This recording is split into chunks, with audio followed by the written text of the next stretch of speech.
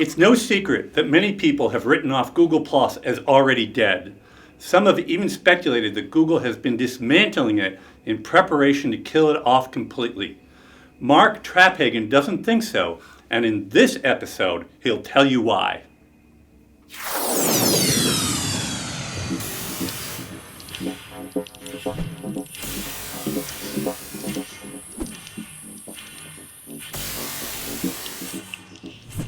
Mark, why have so many people concluded that Google Plus is a lost cause? Let me answer that by telling you a little tale I call a Google Plus Carol, because it involves a visitation from 3 ghosts. Our first visitor is the ghost of Google Plus past. Google Plus, as we originally saw it, was largely the vision of one man, Vic Gundatra. Now, Vic saw Facebook as a real threat to the future of Google and convinced Google co-founder Larry Page that they needed to make a major move into social media. But they've already had some major social media flops, such as Buzz and Wave, right? Right. So Vic knew any new network they launched had to be radically different. So he came up with 2 ways this new network would separate itself from anything else out there. First was the concept of circles. Circles would allow users to control what they see in their streams, who sees what they publish, and to a much greater degree than any Facebook or any other social network offered at that time. Now, the other distinguishing element was that instead of Google Plus being just another add-on Google product, it would become the backbone of almost everything Google, being integrated into Photos, YouTube search, and dozens of other Google products. And that last element, tying Google Plus into all things Google, would provide some real potential benefits to Google as well. If they could get people to sign up for Google Plus profiles, they could then provide them with a highly personalized experience across all of Google, gain tons more data on people that could be used for things like Google Ads, and make a major leap in building out their knowledge graph database of entities, real-world people, places, and things, and how they connect to each other. Right. But in the effort to build all that, many people felt Gundatra and Google went too far, as eventually having a Google Plus profile became almost a necessity to do anything useful on Google, whether or not you wanted to use Google Plus itself.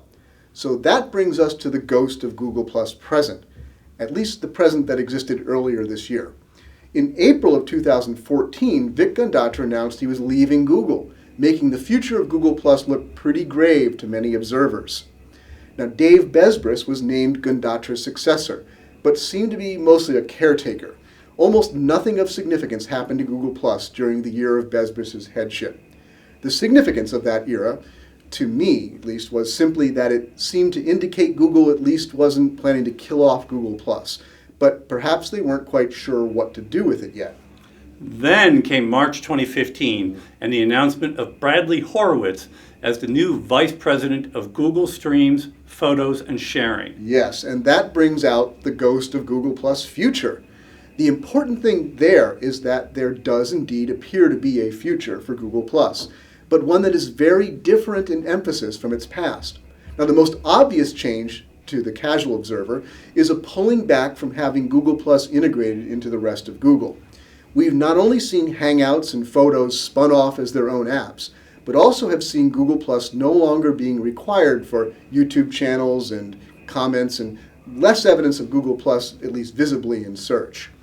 One exception, of course, is that Google Plus can still have strong influence in personalized search for people who use Google Plus and search while logged into their accounts. Correct.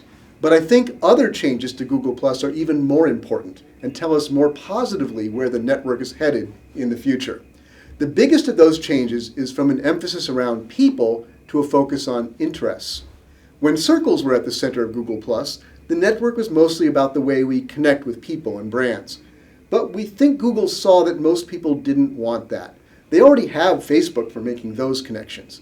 So now Google is shifting the focus to connecting us by our interests rather than by whom we know. The new Collections feature is the most visible manifestation of that. Collections allow users to curate and create content that is centered around a particular topic or interest. then others can follow that collection without necessarily following you personally or any of your other collections. That can be very useful.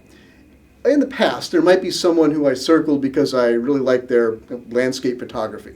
But by circling them, I might get a lot of other things they post that I have no interest in. Now I can just follow that person's landscape photography collection and I get exactly what I'm looking for. But what makes all that even more interesting is that we have both statements from Google itself and anecdotal evidence we're seeing that Google has begun to implement some form of artificial intelligence to make users' streams show more of what they seem to be most interested in.